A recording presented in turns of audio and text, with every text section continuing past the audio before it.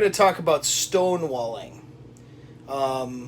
First, hit the subscribe button, hit the notification bell, subscribe to my list so you can get content that's free without ads or spam that are secrets and tips that we can't talk about here on YouTube because of the censors. So we'll do a little brief video on stonewalling. I think people need to understand what it is because as far as advice is concerned, I often give advice to men to separate themselves from an argument, okay, in the initial phases of the argument. If a woman's not behaving within your standards, I give advice to men to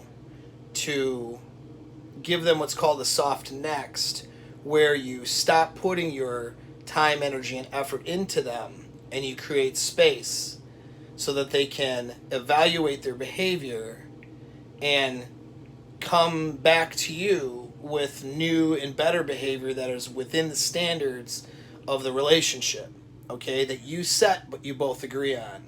So as the man, you set the standards, okay, and you both agree on it. She has input, you set it, there's agreement there. Whether it's set agreement or an unset agreement isn't important. It's just the general standard for the relationship. When the standards are broken, okay, sometimes you don't have an argument or discussion about it. You know, she knows what she did. She kind of understands what happened. You break. Okay, not a break up, but a break of your time, effort, and energy. This gives her the space to evaluate what happened, okay, and to decide to change the behavior. This works with women because what guys want to do is they want to explain usually and have a logical discussion, which turns into an argument because women are not logical when it comes to relationship decisions. Logic comes later. It's the instinct and the emotions that have to gravitate first, all right? So when you create that space and she has a loss of attention, it triggers her emotional centers first and her instinctual centers, and that will cause her to evaluate that problem, okay, and look at it differently and then be open to at least abiding by the standard if she knows what it is, or having actual adult discussion to, come to standard with you, all right? So stonewalling, though, is where you cut off communication with no intention of having an understanding afterwards, So it's different because it's subtle, but it's different. Stonewalling is manipulative, all right? Stonewalling is where somebody wants to address a problem, have a discussion, and you say, no, I'm not going to give you that. I'm not going to do that. And I'm going to control your behavior and manipulate your behavior by cutting off this discussion, cutting off our communication until you do what I want. Now, that sounds like a soft next, but it's not. The reason why is because when you come back from that soft next, what will often happen is one of two things. They'll know and understand what happened, and there is no discussion that needs to be had because you're on the same page already. Okay? You make up, have great make-up sex, everything's fine. Two is that they still have disagreements or concerns, and then you guys are going to have an adult discussion about that. Okay? But the reason for the separation, though, is so that they have time to process, and they need to process, and they need to be able to react to the situation on an emotional and instinctual level first. All right? If you don't do that, what happens is what we call an argument, where she's in attack and defense mode, which puts you in attack and defense mode, while you're trying to have a logical discussion with her and reason, which is how your brain works as a man, and she's just not having it, and now you're fighting. And so fighting is toxic, and arguments are toxic, and so that's what we want to avoid. And so that's the reason for the soft next, okay? The soft next is to give her it's not a punishment, it's not a manipulation. It's to give her space to evaluate the behavior, all right? And it's healthy because you're not beating her up, right? You're not telling her what she did wrong and making her feel beat up over it and you better apologize. It's not all about that. It's about coming together and agreeing on what the standards are for the relationship and moving forward and being happy. All right? So you're giving her the opportunity to do that with the soft next. When you come back, oftentimes, or at least sometimes, she still wants to talk about it. And that's okay, all right? But you talk like adults where you hear her out. She's emotionally drawn to you, hopefully, at this point. And so she has emotional investments. So she wants to have this discussion.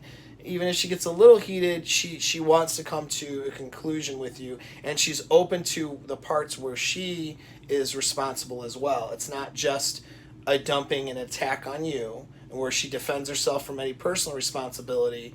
She is open to having this discussion and taking personal responsibility. So now you come to an agreement where you take personal responsibility as well. You agree again on that standard, and again, it could be an unsaid agreement or a specified agreement. As long as you're on the same page, as we say, then boom, you move forward in a healthy manner. And it's wonderful. Okay, that's how you do that. All right? But again, stonewalling is a manipulation where you're not going to address the problem. You're just going to cut them off from communication until they behave the way that you want. And that is something that is toxic, and that's something we don't want to do, and that's something we don't put up from people who are from women, okay, either. Do not let her do that, and you don't do that either, okay? If she is not willing to communicate with you like an adult, then she is not needing your commitment, or she's not worthy of your commitment, I should say, which means no relationship, all right? If it's the dating phase and all that stuff, the plate spinning phase, definitely she does not graduate to anything besides a plate or an occasional date, all right? And she it's probably best that you get rid of her altogether if she's not somebody who can have an adult discussion with you. All right? But for certain, you don't give away your commitment to that person. If you're in the commitment already, you really need to evaluate whether that's a good idea with somebody who cannot have adult discussions. When I say can't have it, I don't mean that she's in the argument, attack, defense phase, and then she can't have an adult discussion then because it's emotionally charged, and then you say, oh, she can't have an adult discussion. I mean, when I say can't have one, I mean after you separate and give her a chance to evaluate and to get her emotions and her instincts in line, okay, then, and where she's no longer in that defensive mode and no longer in that attack mode and is open to taking personal responsibility. This is all assuming she's capable of this now. If she's not capable, that means you didn't vet properly and you shouldn't be in a relationship with her, in my opinion. But you get to the point where you can have that adult discussion, and you have it if need be. Oftentimes you don't. Oftentimes you're just on the same page. She knows what happens. You know what happens. You kind of, all right, we're good now. We're good, and everything moves on.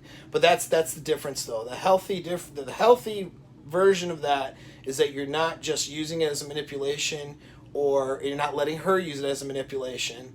You're having an agreement at the end of it, whether it's an unspoken agreement and she's in your frame and happy about it, or whether it is something where you kind of needed to define a few things and clear up any misconceptions. But you do it like adults, where everyone takes responsibility for themselves. Now, a lot of you guys listening to this are going to go, what?